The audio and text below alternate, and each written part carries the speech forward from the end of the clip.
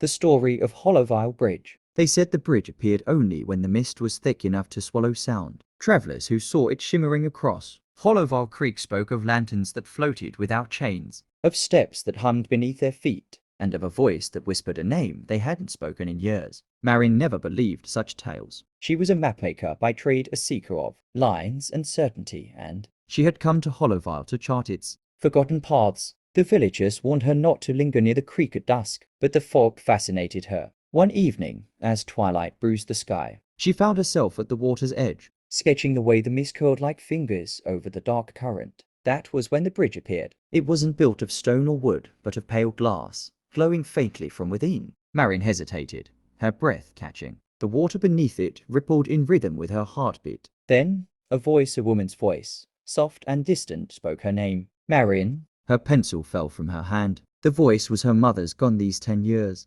Marion stepped forward. One foot on the bridge, then another. The surface shimmered, solid yet weightless, carrying her across a silence so deep she could hear her thoughts unravel. The mist swirled and took shape, a figure waiting at the center of the span. Her mother's face emerged, younger, gentler, Untouched by the illness that had taken her. She smiled, and in that moment, all the questions Marion had buried rose like stars. But before she could speak, her mother lifted a hand. You draw paths, she said, her voice like wind through reeds. But some parts aren't meant to be found. Then the bridge began to fade. Marion reached out, desperate to hold on.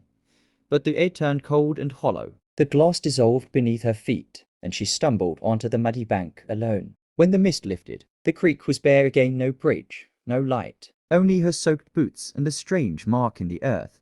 A perfect circle. Etched with symbols she didn't recognize. In the years that followed, her maps changed. She began marking places that couldn't be measured, rumors of vanished paths. Whispered echoes, impossible crossings. None believed her work, but every map bore the same faint circle near Hollowville Creek. And on the quietest nights, when fog crept over the land, villagers said they could see her lantern glowing in the mist, searching still for the bridge that leads between memory and the living world.